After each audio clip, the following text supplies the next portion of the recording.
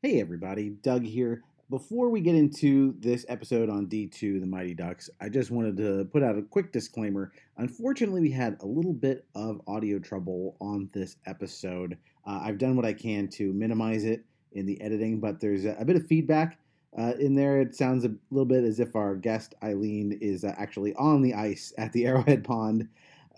So again, the choice was, do we put out the episode or not? And I think this episode was way too much fun to not put out there. So like the titular Mighty Ducks, we are going to persevere despite our technical limitations. So I really hope you enjoy it. Just wanted to let you know that up front. Okay, here we go.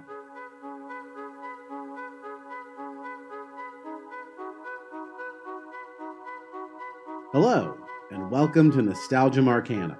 I'm your host, Doug Leaf. Each episode of this podcast, we'll look back on the movies, TV, games, people, and phenomena that we still love talking about all these years later, and ask ourselves why these bits of pop culture still enchant us today. This week, we'll be revisiting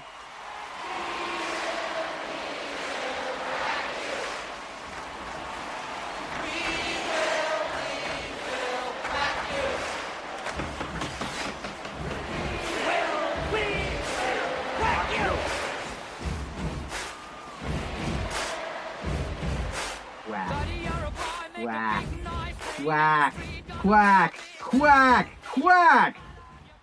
We have to quack because we're talking about D2, the Mighty Ducks today. It's the only way to open a podcast about this topic. It is everything you would expect from a Disney live-action sequel in the 1990s, but it's got a little more on it that makes it worth remembering that we're going to be talking about. We're talking about all those little details today. And I first, of course, want to introduce my guest. She's someone I've known for a long time, doing improv, and one of the funniest ladies I know, very much worth a follow on social media because she's awesome, and definitely the most hilarious descendant of Marie Curie that I've ever met. Ladies and gentlemen, Eileen O'Connell. Hello! Hi. Thank you for having me. Oh, you're very welcome. And I haven't officially said it yet, but of course, Mazel Tov on getting engaged. Oh, thank you so much. You're going to be adding to your quack pack. I am. I'm a real woman now. That's how you have worth. Yep. Now that you are in fact a full-grown woman and duck, I would love to know why you picked this particular topic. I reached out to you and said, pick whatever you want, and you said D2 the Mighty Duck. So I want to know why. I've been just having a lot of serendipitous conversations with people lately about like the Mighty Ducks trilogy. And I feel like I'm the crazy one in these conversations because everyone's favorite is the first one. Like, no, the second one. It's The Godfather Part 2 of the Mighty Ducks trilogy. It's got everything. We'll talk about it, but it's got Knuckle Puck. It's got Keenan. It's got the Bash Brothers. It's perfect. I mean, they definitely kind of went bigger on all of the things that I think worked from the first movie. I do think the first movie is probably a little more like a cohesive thought as a movie, but the second one sure is a lot of fun. It's America! Yeah. The stakes are higher. The stakes are higher, and I think just from a pure, like, movie-making fun standpoint, the final game is much bigger and longer, and there's more going on in it than the first movie. And it actually, you can really follow along a lot more of what's actually happening in the game. So I really appreciated that. Can you tell me about, like, did you actually see the second one first, or did you see them in order, or? I saw them in order, but we owned the second on VHS. I don't know why we didn't own the first. I think my brother got it from one of his friends for his birthday, so we're like, this is it. So I've just seen it more. It's interesting. This is the first topic I've done on this nostalgia cast where I don't have any nostalgia for the material. I had seen bits and pieces of the first movie, and then I had never seen the second one until watching it for this show. So I sat down and I watched both 1 and 2 to make sure I was up on my Mighty Ducks lore. Somehow this one just passed me by, and I don't know if that's because of our age difference, because I'm an 80s kid and you're a 90s kid. 1890s. I'm 133 years old. Right, 1890, of course. The gay 90s. Um, um, my nostalgic memories about the Mighty Ducks, if anything, are about the actual NHL team because I'm from Orange County, California.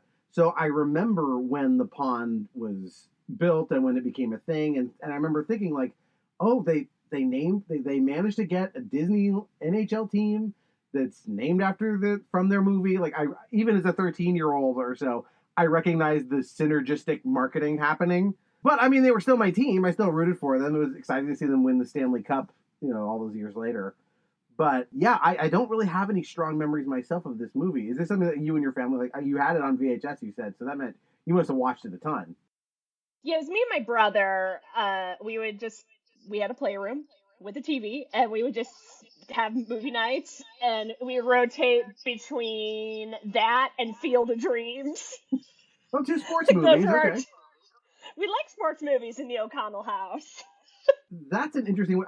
Watching this one, we recently did an episode here on the Karate Kid, and like there is definitely like this template for a sports movie, and there's also a template I think for a sports movie sequel.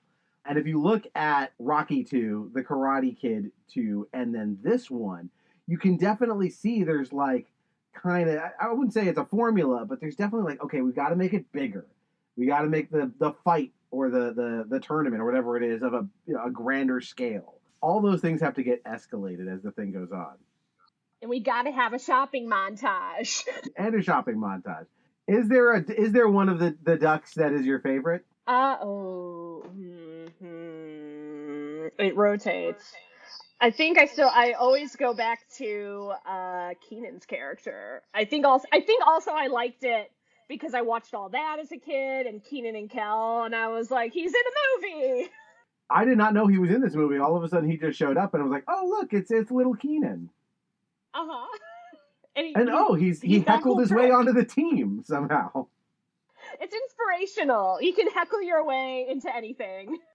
Yeah, I want to criticize this movie for taking narrative shortcuts, but it's kind of like too much fun to do that. Where it's like, wait, why are they even America's team? There's no shot in the movie where they like have to beat out other groups of teams from like other parts of America to qualify. No, they were just recruited by that guy. Yeah, the Mr. Tibble, I think his character. Mr. Tibble. Yeah, he's from this actor. I forget his name. He's from L.A. Law. He looks like Mitch McConnell without the glasses, sort of. And I kept waiting. I like his character. He's sort of very like sweet. I kept waiting for this villain turn that never happens. Yeah, I can see that. Because I'm just assuming this guy's just goofy. Well, he's the sporting equipment magnate who is sponsoring the team, and so I kept waiting for like big business to kind of be like, now, hey, listen, you guys are going to win at all costs, so I want your kids to take steroids or something to win the game. And he's like, and Gordon Bombay says no to drugs. That's what I thought was coming. That would have been a good little lesson that they didn't. No, it's almost a twist in and of itself that he turns out to not be the villain or a secondary villain, I should say. He's like an opponent in some way. Yeah, no, he's kind of. I mean, there's once in a while he kind of like his support kind of wavers, or he kind of gives Gordon a talking to, but he never. At no point did they actually like, oh, we've got to triumph over this guy. Because I think there's the guy in the first movie who is sponsoring the team from his law firm. That's the bad guy. So maybe they didn't want to replicate that. They were like, no, we'll just make Iceland, the whole nation of Iceland, the villain. Yeah, it's a country of Ivan Dragos for sure. Like that's what they're going for. Mm-hmm. I'm not even sure where to focus on here. I think the first act of the movie is probably we can kind of do it in stages.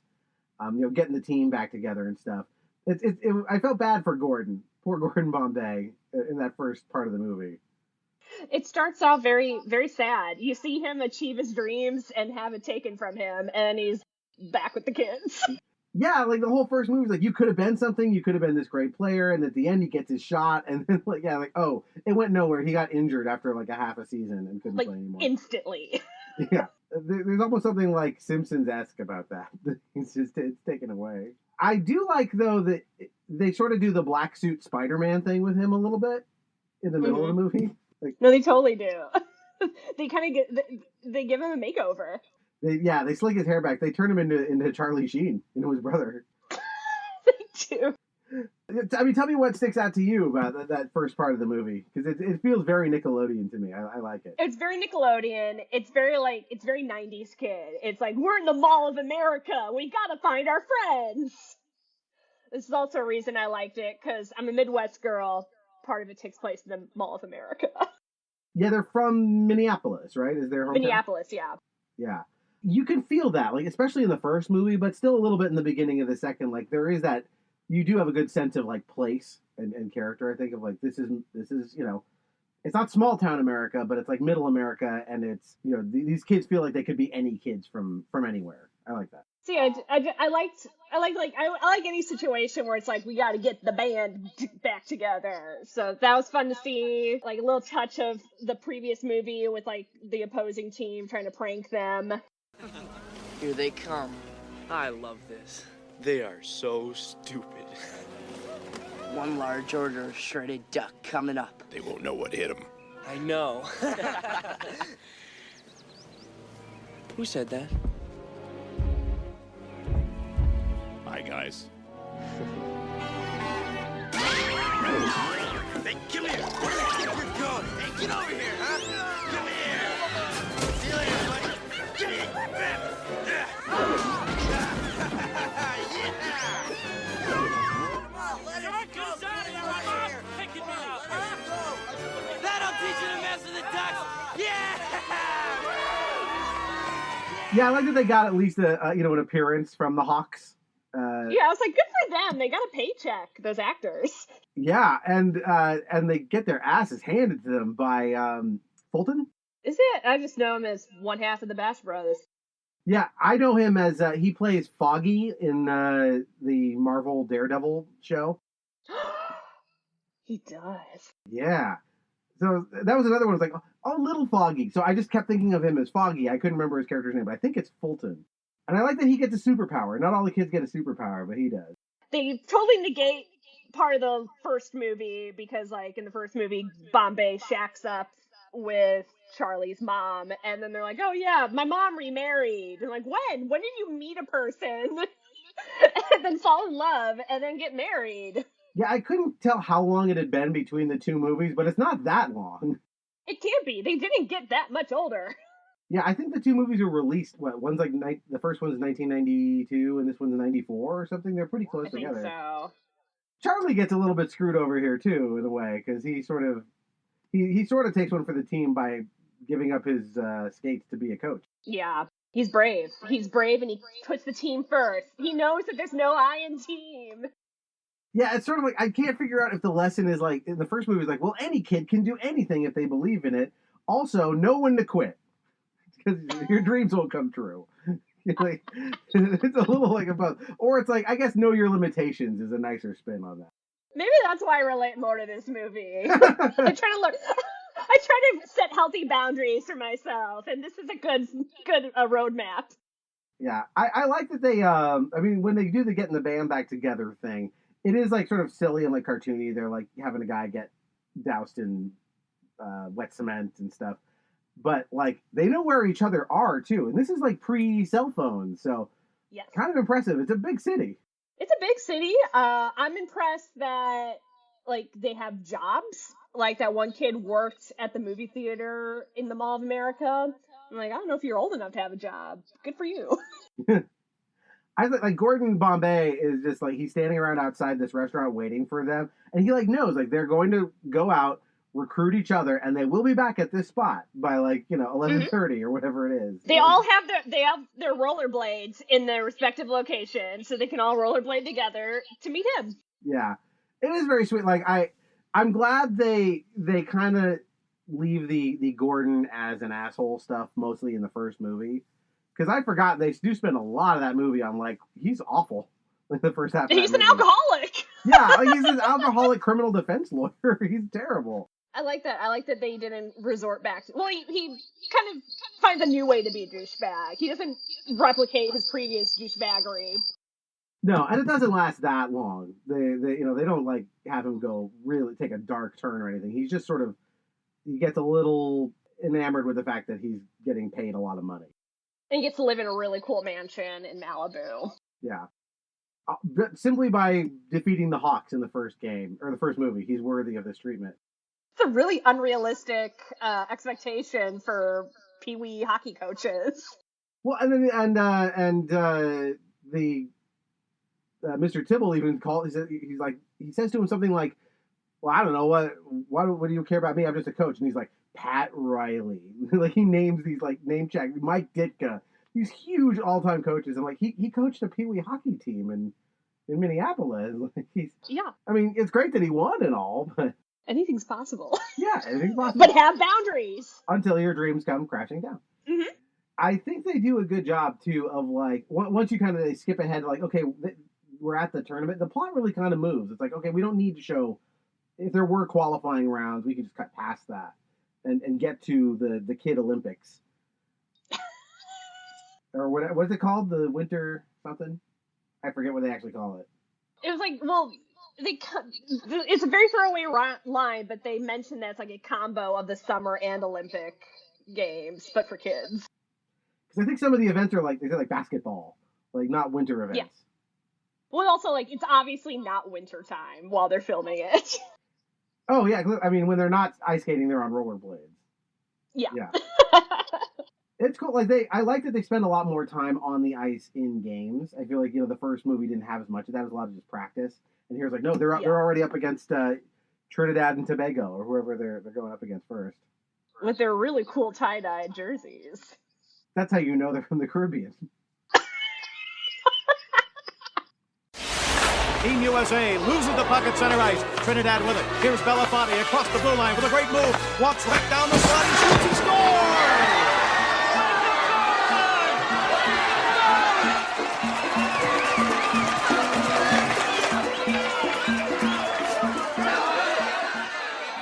They do some stereotyping here. How do you feel about the new kids on the team that we're introduced to? I liked them when I was a kid. I thought the Texas guy was very funny. He's probably a raging Republican. It was the guy, the cowboy hat kid, who like had the lasso and... He says, "Let's play some puck." Like that's Texas slang for hockey. He's probably the one hockey player in Texas. Yeah, isn't his name like Tex or something? They give him a name that's like really cowboyish too. I think so. I obviously I watch for the experience and I don't log anyone's name except for Coach Gordon Bombay because I had a crush on him when I was a kid. Yeah, I did have, with the exception of a few like very, very distinctive members of the team, I had a little trouble keeping track of their names. But again, I've only seen it the once, so I'm not going to dock myself any points for that. How do you feel about, again, I want to get your take on kind of this part of the movie, this middle section here. Maybe let's focus on the introduction of the Icelandic Vikings. Oh, they're badass. Yeah. When I was a kid, I was like, these guys are trouble. They're wearing black. They're wearing black. Their hair's slick. They're really tall. They all have Russian accents. Yeah. I don't know what the flag of Iceland is, but like everybody's wearing... I guess USA is wearing red, white, and blue. You got Trinidad and Tobago in the tie-dye. And then they're in black. I guess you can pick whatever you want. This actor who plays their coach is, like... I think he's really intimidating. I thought he was great. Coach Bombay, the Vikings from Iceland are the heavy favorite. Their coach is already guaranteed victory. How are you going to handle them? Hard work. I think our team is ready to go up against the best in the world. We're not worried about them. Iceland may be tough, but we're Team USA and we're going all the way. Yeah!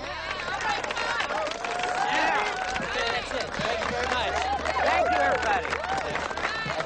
Very good. Team USA is going down. That's where it's going.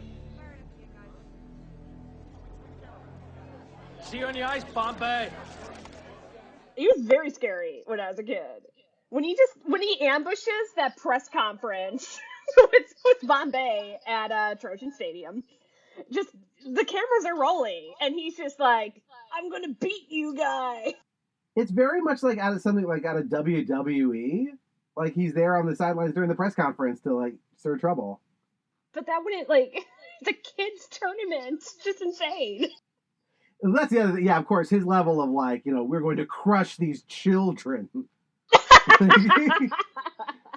Like, it's not the actual Olympics. Like, they're kids. What did America do to you? Yeah.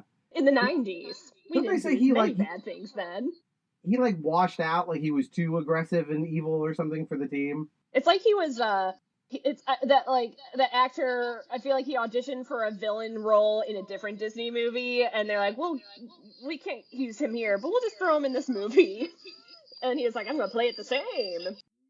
Yeah, I can see he was in the Highlander TV series, and I feel like that feels right.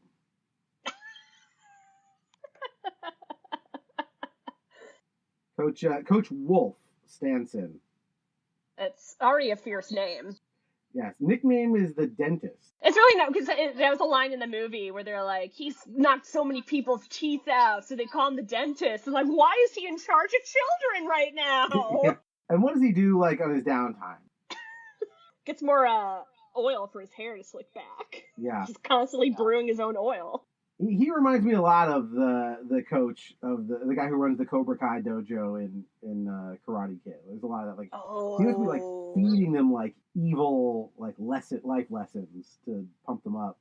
What do you think of the opposing team? Like, I feel like we don't get quite enough time with them, but it'd be nice to know like a few more individuals from the team. But I think they're appropriately intimidating. They're all very cookie cutter, tall, beautiful. And muscular. The only guy we really kind of get to know is the guy at the very, not to skip ahead, but the guy at the end during the shoot-off. Jonah. You lost it for me. You lost it for yourself. Let's go shake their hands. They could have done more to maybe have at least him stand out a little more. It's almost like they're the evil girls from the Simply Irresistible video. They just went to like the Scandinavian store and picked out like a bunch of these scary dudes. I love that store. Guy Kia. Hi-yo. Going back to like the new edition, so you've got Tex the cowboy, you've got the figure skating guy, you've got the girl goalie. The cat. I remember her because she's badass. And when you're a girl watching a movie, you're always like, who's the girl? I will relate everything I am to you. That is the one place I think, it's a bit of a bummer that they kind of don't have enough of a female presence, because it's really just her and then the tutor. Mm. Yeah, I mean, otherwise I think you do have a relatively diverse team. It's just, it's an all-masculine team except for her. Because they lose the girl from the first movie, correct? She's in it for a minute, but you don't really see her play. Yeah. You see her almost smooch. At the beginning. Mm-hmm. Right. I wonder why they didn't bring her back from where they just felt like we needed to bring in this other girl character, but then lose the one we had. Can only have one. It's like an improv team. Truth. I liked her. I think they immediately set up the problem like, we already have a goalie. We don't need you. And they found ways to like bring her in, like, they make her seem like the world's greatest relief pitcher. Yeah, I would love to be a relief pitcher, so I'd love to be a relief goalie. I mean, it takes a lot of the pressure off. You play 1/8 of the game. Yeah. But they expect results for that 1/8. They expect relief. Yeah. Well, that I could give them. I think I could. If you need to go sit down for a while, that I can manage. I can't vouch for what happens when I'm on the ice, but I can give you a break. That's as much as I can contribute to a hockey team. Do you skate at all? Me, yeah, not like great, but that's an activity we did in winters in Chicago, and I rollerbladed. I rollerbladed too a little bit, but that was it. Obviously, ice skating not as big here in Southern California, but yeah, I'm very uncoordinated and not good, so it wasn't going to happen. There's still time. There is still time for me to break an ankle for my kids. They have shown no interest in that. We took them to the park today, and they like barely wanted to use their scooters. Yeah. What do kids today do? It's mostly the same stuff. We take them to the park. They climb around on monkey bars. That's good. So yeah, and did you ever play any hockey at all, or just skate around? Not like on a team or anything, but we would play pickup street hockey with like the neighborhood kids. 'Cause we were right by a cul-de-sac, so Oh, it's perfect. prime street hockey. Yeah. Well, you minimize your chances of getting creamed by a car, so. Yeah, exactly. And we used like big ice buckets to be like the goal. Oh, that's perfect. When we go down to the cul-de-sac, we live on a cul-de-sac as well. But what we'll do is we'll just play tag down there with the kids. We'll just run them around until they get tired. But yeah, they're a little young for organized sports, so they're not ready for that yet. My brother was on a hockey team for like a year, like nothing fancy, just like you sign up a 7-year-old for hockey, and that's a thing that they do. So when we played street hockey, I'd use his like puck and his all that stuff. I don't know if these kids all trained for the movie. I'm sure they trained for the movie to get better, but they seem like they cast people that must have already had a lot of like skating ability. I think they did train. I remember, I think it was some late night show, and Keenan was the guest, and they were talking about like Christmas time at SNL and how like sometimes they'll shoot little segments on the ice rink outside of 30 Rock. And they were like, "Oh, you're really good at skating, Keenan." And he's like, "Yeah, I was a Mighty Duck. We all had to learn." Mm-hmm.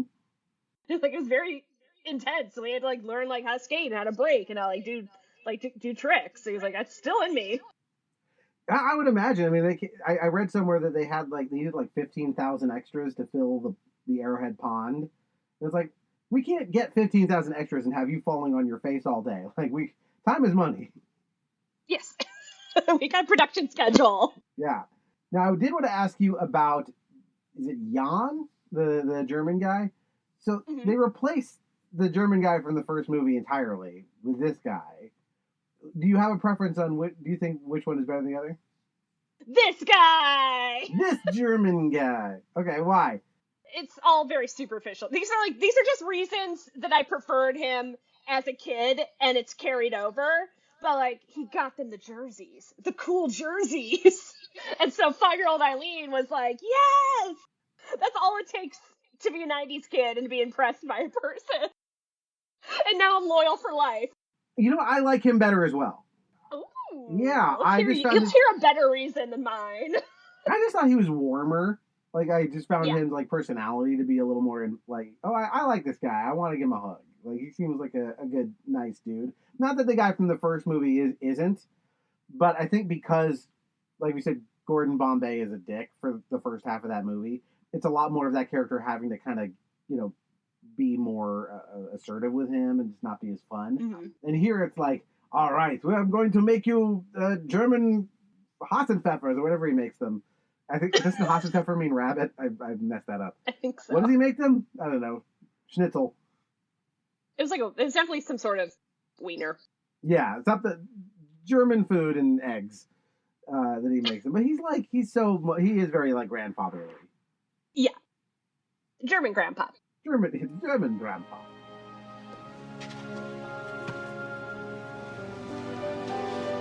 This is not a place for a coach. So who's looking after the shop? We are closed. First time in 10 years. I saw the Iceland game on television. Who was that man in the suit with the wet hair? Was it raining? It's a style, Jan. You look like you just got out of the shower. You came 2,000 miles to make fun of me, and you could have done this over the phone. On TV, you look like a man who needs a friend.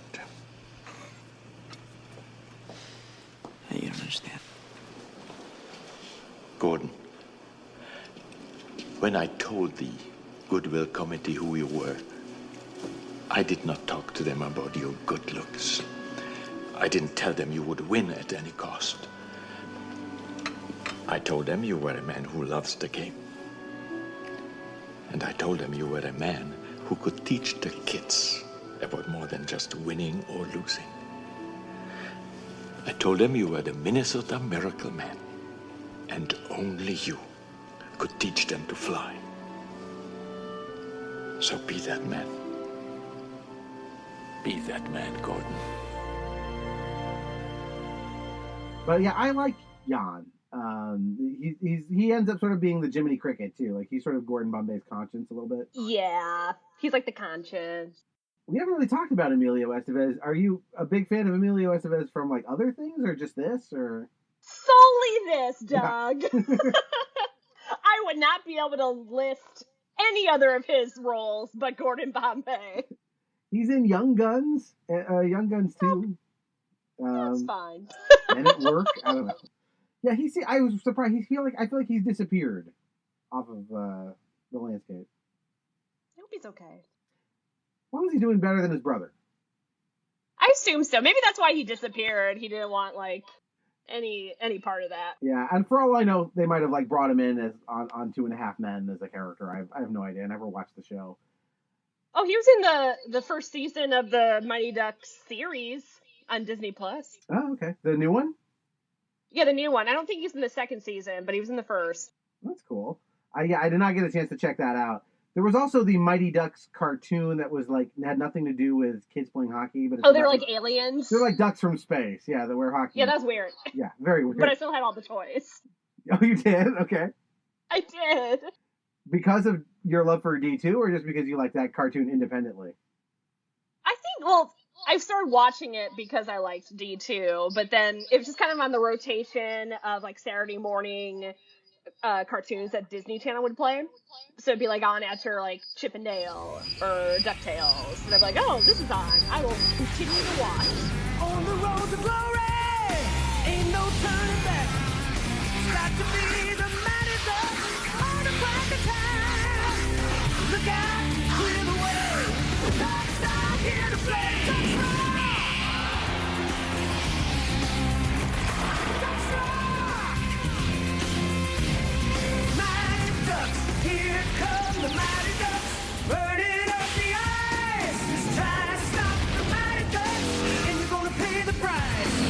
Here come the Mighty Ducks, fighting for the goal. Let's hear it for the Mighty Ducks. Time to rock and roll.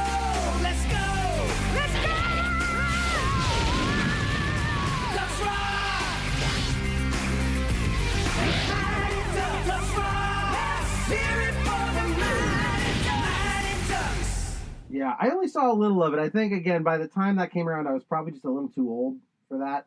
So, but I remember at least coming across it, channel surfing, and going like, what the fuck is this? I mean, it was the heyday for ducks. We had Darkwing Duck. We had DuckTales. We had the Mighty Ducks. They had to cash in. There was something called like Quack Pack. Again, there was another duck thing. That might have been a Donald thing. I think it was like teenage Huey, Dewey, and Louie with Donald. Okay. Yeah, I mean, there's no shortage of Disney ducks, for sure. We just had Disco Duck. That's all we had. No. That was actually before my time, I think. I hope. Yeah, and then we get into this, like, period sort of towards the end of the movie where we're getting not quite to the big game, but, like, the build-up to the big game. You watch them get clobbered by the Icelandic team. I'm glad they did that, because otherwise, they're like, in the first movie, they only go up against the Hawks at the very end of the movie. So there's no... I'd like to have my hero and villain confront each other at least once before the climax. Otherwise, then they have more to prove by the last battle. Yeah, and it takes the wind out of their sails, too, because up until that point, they've been just destroying all the other teams they go up against. They had to be humbled so that they can learn boundaries. Right. Getting back to our themes and our thesis for the movie. They definitely play a lot with the idea of, like, no, you're going to get a penalty on purpose on either team. Yeah. It's not a fair game. No, not by any stretch. Although, like, I guess if I was losing, what are they, like 12-1 or something? Yeah, at a certain point, you definitely just go for it. Yeah. Anything that, like, stands out for you about, like, again, I'm looking for, like, favorite moments, like, things you'd love. That's obviously when Keenan gets recruited. And let me emphasize this enough. How cool the knuckle puck was for me and my brother. It was just like, is that possible? Can it be done? We're seeing it before us. And just like, it had that formula in that part of the movie, very similar to Space Jam, where it's just like a pickup game on the street, and it kind of like puts in perspective into a person. Obviously, Space Jam was the scene with Charles Barkley, and the scene was with all the ducks. Yeah, maybe describe what the knuckle puck is for someone who hasn't seen the movie, because it's a fun like addendum to like Fulton's like super shot. Mm-hmm. So it starts out with him saying, "It's knuckle puck time." And then he takes a stick dramatically and presses it down on the puck. So then it's, instead of laying horizontally, it flips vertically. And then he whacks it. And then it just goes flying like crazy. And then straight into the goal. Russ, what can you do for the team? You never heard of a knuckle puck? Knuckle puck?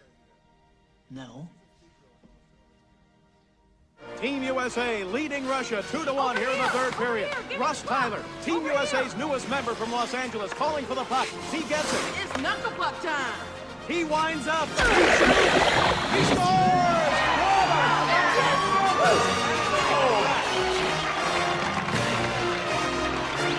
Yeah, it seems like it's one of these, like, if he manages to get off this shot, it is unbeatable. Yeah. That's like, it's like a Super Smash. In Super Smash Brothers terms. No, you're exactly right. That's what it is. It's his limit break for Final Fantasy fans. Let's make more video game metaphors. Yeah. Hey, our last episode was on Myst, so there you go. I thought it was a really fun idea, because, like, that character, I wasn't sure what they were doing with it, because I was like, okay, it's just Kenan Thompson. He's, you know, even as a kid, he's good comic relief. He's got good timing. He's so good. So talented. I love him so much. And then, yeah, I did not expect him to actually end up on the team. He heckled his way. He showed them the knuckle puck. It's very easy to get recruited onto this American Kid Olympic team. It's just mostly Minneapolis people, a Texan, guy from Florida / Korea, and now Kenan. Yeah, like I said, we leapfrogged past all of the qualifying to even go up into the Kid Olympics. And he, like, doesn't even do that. Like, he's just in the, like, guess what? You're hired. You're on this team for the last game. Yeah. No one that tried out for the team who almost made it got called. There's like, we'll bring this kid from the street. Yeah. And, by the way, Joshua Jackson, you're out to make way for this kid. Here's the clipboard. Yeah.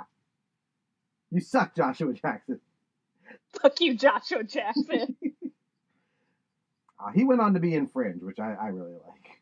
So, it worked out. You know who I feel bad for? I feel bad for Averman. Why do you feel bad for him? He doesn't get a hero moment in the final game. Yeah, I can see that. Yeah, like every time he gets the puck, it's like, uh-oh, he failed. He screwed up. Now we have to make up for his screw-up somehow. He's very, peak kids anxiety that I see now as an adult. I'm like, that's what he was struggling from. Yeah, that's a great way to put it. You're right. It's just like, as a kid, that would be my nightmare. Like, uh-oh, I'm the one who keeps screwing it up for the team. Let me have the clipboard, Joshua Jackson. You don't suck so much after all. Get back in there. Yeah, but that let's talk about the final game, because that is, I think, the highlight of this movie by far. It's always the highlight of any sports movie. Definitely, and especially here, like I said, they really spend their time on it. It takes up a good chunk of the movie, so you really get to like kind of immerse yourself in like the ebbs and flows of what's happening in the game. But I mean, again, because they did that first game, you have that sense of like, uh-oh, they're going up on them again. They're up by like 4. It's going to happen again, and we know, you know, they're going to try it for the end. But still, like, they milk that for as much as they can. And they're so much bigger. They are. That is another thing of like, I don't know what the rules are, and like, what is there? There must be like a limit on ages, right? Like kids ages X through Y, because whatever it is, like they seem like no, these are clearly college students. They're huge. What's in the drinking water in Iceland? I'm guessing volcanic ash and sulfur. That's what I know about Iceland. Umlauts. A lot of umlauts. I heard Iceland's really pretty. Every picture, like every time my computer goes to like a screen, like a startup screen, it's like here's a picture of Iceland. Like, oh, that's where that is. That's gorgeous. And then here's another one. Mm-hmm. It looks like something out of like a Tolkien illustration. It's really cool. Yeah. Do you have a favorite moment from this final game? Ooh, Ooh, definitely the shootout. At the very end, yeah, they're tied. The only way to resolve it is a shootout. Like, the stakes are so high. The music and the tension is so gorgeous. Like, way more than a kids movie should be. It's so epic. And then the girl catches the puck, and so Iceland doesn't win, and it's girl power. Yeah, I'm glad they give that to her to have that moment. Like I said, we do bring her in as, you know, like, you better deliver in your one moment on the ice. And you also have the shootout before. You have the kid from the first movie who's, like, really worried about getting scouted. Yeah, anxiety. Yeah, absolutely. It was like, oh my god. And of course we have our the myriad penalty. They have that whole second period where they're just like, we're not gonna win, so fuck them. We're just gonna, like, bash them to the ground and, like, lasso them on the ice and, like, just do. Oh, and Bombay doesn't even show up for the beginning, and so they have to get the teacher to coach. Yeah. By the way, that teacher, what's your feeling on her? Do you like her as a female lead, or? I liked her when I was a kid, and this watch around, I just thought she had the dumbest voice. And so I kept, like, pausing it and repeating what she said. She'd just be like, "Oh, Mr. Tibbles." Like, why do you sound like that? You know what? I spent way too much time Googling her to try and figure out if she was, like, the daughter or granddaughter of the librarian at the beginning of Ghostbusters. Oh my god. Spoiler alert, she's not. I can see it, though. Yeah, she just looks and sounds a lot like, you know, she could be related to her. But she does. No. But, yeah, I find her to be, like, fine. I liked Charlie's mom better, I think, as the female lead. They didn't even, like, get romantic, though, Bombay and her. She was just kind of there. Yeah, it is interesting that she does get to coach the team. Like, I don't know, any adult will do. You got a pulse. Change them up! That's another great quote by the teacher. Yeah. I did like I liked, it was one of the classroom scenes where she's just kind of, like, explaining America to the kids, and she's like, America is a teenager, like you guys. And the kids are like, whoa! It's just a cute 90s moment. Yeah, I think, you know, I mean, she serves her purpose well enough narratively to kind of, like, get them through stuff. She goes and has her ice cream with Gordon, which causes so much tension for the team. Do you have a favorite, like, line from the movie? Is there, like, any, like, line that you would quote a bunch? Ooh, I mean, obviously it's knuckle puck time. Obviously that. But also, not even, like, direct quotes, but my brother and I, when we were kids, we would kind of, like, recreate that Rodeo Drive montage. Just, like, with the really ritzy store owner. Got a little con mouse. Just, like, that dynamic just, like, plays on repeat in my head a lot. That is a really strange sequence. That, like, the three of them go down to Rodeo Drive and basically get this lingerie model show to happen for them. Sort of. Have you ever been given this treatment at any store in your life? And granted, I never shopped on Rodeo Drive even when I lived in LA, but... No. When I was wedding dress shopping a couple of months ago, the best I got was, like, a thing of canned wine, and no one gave me a runway show. And again, they're treated as if they were, you know, the championship Chicago Bulls in terms of... Yes. So, like, oh, they're here! The kids from the hockey team are here. Quick! Top two! I think that's why so many kids like me that grew up in the suburbs of Chicago really liked this movie, because we grew up in an era where, like, it was the Chicago Bulls, and it was, like, champions and greatness and, like, we're so cool. So I think we kind of latched on to movies like D2 because it was the same vibe. There's definitely, like, like, I remember just the 90s as an era of sports, and maybe because of the dominance of the Bulls and some other, like, kind of 90s sports stuff. But, like, it felt different then in terms of the epicness of sports. And even though it was still just monstrously, like, all about marketing and selling you shit, it didn't somehow it felt a little more genuine, I think. It did. It was incredible. Like, it was a really great time to be alive. Well, especially if you're from Chicago. Yeah.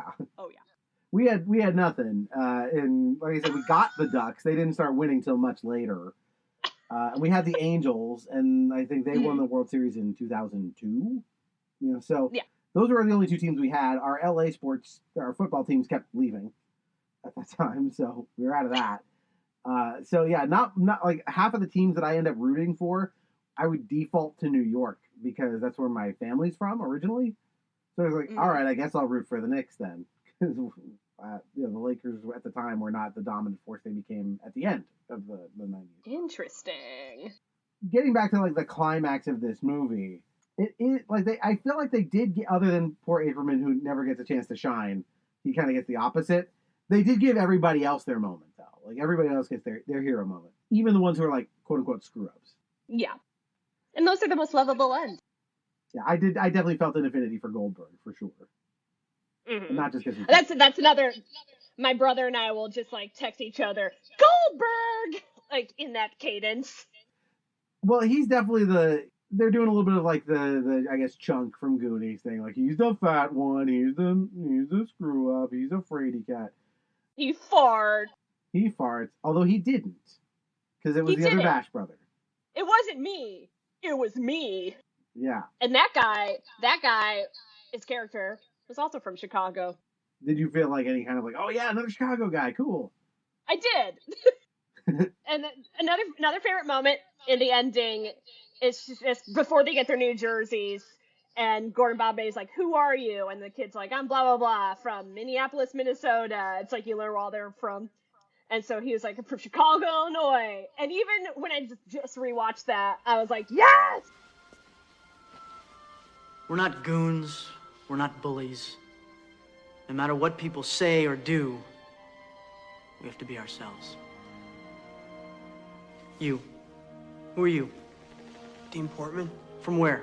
Chicago, Illinois. You. Guy Germain. From where? St. Paul, Minnesota. You.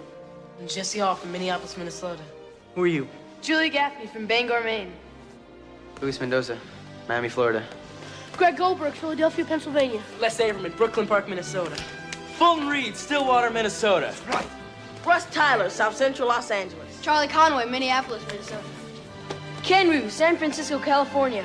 Connie Moreau, Minneapolis, Minnesota. Adam Banks, Edina, Minnesota. Dwayne Robertson, Austin, Texas. Michelle McKay, Duluth, Minnesota. And I'm Gordon Bombay, Minneapolis, Minnesota. We're Team USA, gathered from all across America. And we're gonna stick together. You know why? Because we are ducks, and ducks fly together. That's right, Jan. And just when you think they're about to break apart, Ducks fly together. And when the wind blows hard and the sky is black, Ducks fly together. And when the roosters are crowing and the cows are spinning circles in the pasture, okay, Ducks fly together. And when everyone says it can't be done, ducks fly together. Did you see it in the theater? Did you see the movie in the theater when it first came out? I did, but I don't. Like, I remember, because when we were kids, my mom would, like, take a picture of us in front of the poster of whatever movie we're seeing. Cute little tradition. And so I remember getting the picture taken, I remember getting the popcorn, and I remember, like, bits and pieces of the movie, but mostly my memories are watching it on VHS. Yeah. I like I said, I never saw them at all until this last couple of weeks. But you're welcome. Yes. Thank you. This was a blind spot. I wanted to fill this in. I was like, I should have seen these movies. Why didn't I see these movies? And the answer is you just can't see everything. There's a third one. I know. I started showing... I was going to say, I remember very distinctly seeing the third one in theaters, because that was an event. You know, some movies were an event to see, like Titanic, or like Borat was an event. This was definitely an event. It was an event for you. It was not for us. I'm just like, it was like kids like seeing it the day of, and they were like, yes. Oh, I'm sure. Like again, I think that's just a generational difference between us, because I think by the time that third movie came out, I was probably like 17 or something. So it was not high on my list of things to see. I was like, I want to go see Fight Club. I don't want to see this. Yeah, I'm trying to think if there was a sports movie that like I saw as a kid in the 80s that would have fulfilled that role. I can't think of any. Even then, I was not that into sports. There also wasn't as many sports movies in the 80s. No, you're right. There were, or if there were, they were much more adult. You got stuff like Bull Durham, You know, like, Yeah. that's not for kids. We got the Karate Kid movies. That was about it. Yeah. You got that. Locked and loaded. Which are good. So I will take it. See our episode on the Karate Kid. I will. I'll be listening to it after this. Don't see it. It's a podcast. If you're seeing it, call a doctor. I need medical attention. There's something wrong with me. So just to kind of bring it home and wrap it up, I want to hear from you about just so much about, again, you picked this. I know you love this with all of your heart.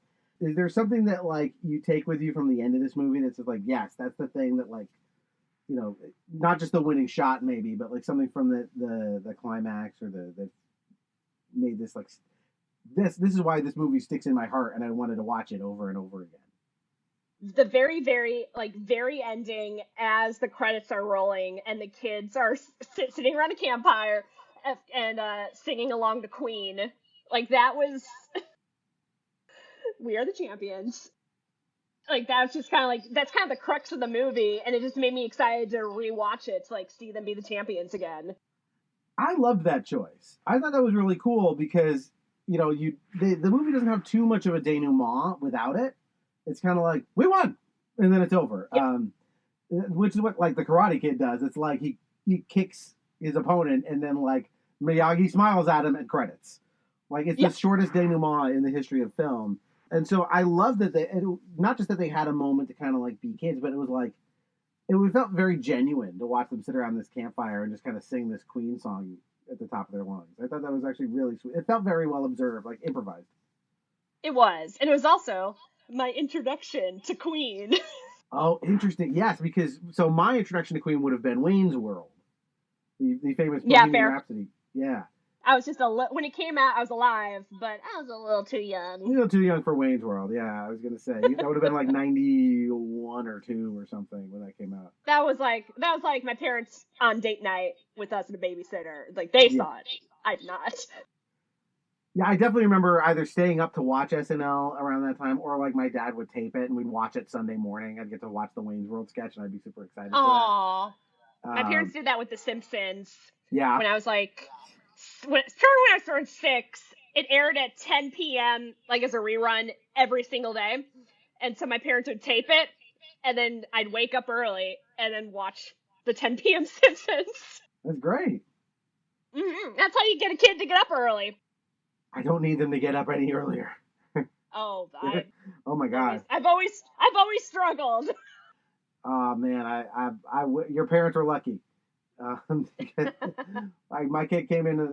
My son came into the room this morning at like 5:30. He's opening the door and like he won't say anything. He'll just open the door and kind of like wait for me to react and just leer.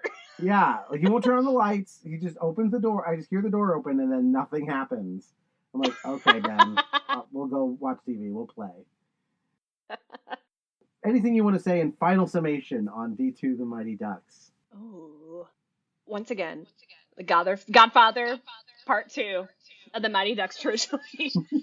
Not from plot, like it doesn't show people in the past, but just in quality, it takes it up a notch. I'm not saying it's better, like artistically, than the first or the third, but it takes it up a notch. It adds something different. You see new layers of Gordon Bombay. You get more Queen music, and it's very, very, very 90s. It's like a time capsule about all that was fun about being a kid in the 90s. I definitely feel that in watching it, and even though I was a little older when this came along, I was certainly like this felt like, yes, I am back in 1994. This is the kind of media that was being presented to us, and as an example of that, like, it is way better than it has any right to be. And in fact, like I looked at like, oh, so Rotten Tomatoes has it at like 40 something or maybe even less, but like audience is all rated an A. Like everybody, like people all love this thing, and it strikes that right sports movie kind of chord, right? Especially in that final act, it gives you everything you want from a sports movie. Mm-hmm. And victory and boundaries. That's the real thesis about the Mighty Ducks 2. Mighty Ducks 2, stay in your lane. Yeah, I mean, that is sort of a lesson, though, I think, right? They do have to learn to, like, okay, focus in. If you play the game right, you will win. Quit screwing around. Mm-hmm. Is this one that, like, so, like, is this a movie that I think is, like, is there any emotional component for you, like, going back to this, like, warm fuzzies, or? Yeah, like warm fuzzies, and just kind of reminder of, like, what it was like to be younger and have less problems. And, like, oh, like, who cares? Like, this little moment in time exists, and you can always go back to it when you rewatch it. That's one thing I've found about doing this podcast now for a few episodes. Like, oh, I can wrap myself in that feeling, once a week to, like, oh, it's comfort food time. It's my comfort food time. I've made force myself to, like, go back for weekly comfort food, which is great. That's nice. Yeah. Well, Eileen, I'm so glad you came on the show. This was such a fun choice, and not one I would have thought of to do. So. Also, probably not one that you would have guessed I would have picked. No, I did not, but I'm glad you did. I mean, the fun of this is picking something that that you love, and clearly your affection for this movie shines through, and which just makes it so much more fun of a discussion. It's very simple affection too. Like, it's just the same affection that I had as a kid that I still hold on to. Absolutely. So, where can people find you if they want to find you? Oh boy, I'm on Twitter at @I_Lean. I'm also on Instagram at Eileen Mary O'Connell, and I'm on TikTok at O'Connell. But also on all those profiles, you can just click on my link tree and figure it out. There you go. And I highly recommend that you do, because you just post the funniest stuff. Just one of the funniest people I know. And if you like this show, of course, go to iTunes or wherever you found it, drop a review. You can send feedback to @NostalgiumPod. That's our place on Twitter. We're also on Instagram as our lifeboat in case Twitter continues to go through its death spiral. It doesn't look good. It doesn't look good at all. So yeah, I'm not sure which order. I've recorded a few episodes now that may come out in different orders, so I'm not sure what's coming up next or what just came out. But recently we've been talking about doing this one and Batman the Animated Series, which you may have just heard or are about to listen to. I'm also planning an episode all on power ballads, so that'll be fun. And somewhere in the not too distant future, we're going to do Animaniacs. We're going to go back to the 90s for that. Yeah, back to 90s! So good things coming down the pike for sure. So Eileen, thank you again so much. And until thank you, Doug. This was a blast. You're welcome back here anytime. Oh. Until next time, that is one more entry in the Nostalgium Arcanum. Whoa, help me! What are you trying to do? You're not supposed to light it on fire. I paid my dues. Time after time, I've done my sentence, but committed no crime. And bad mistakes, I've made a few.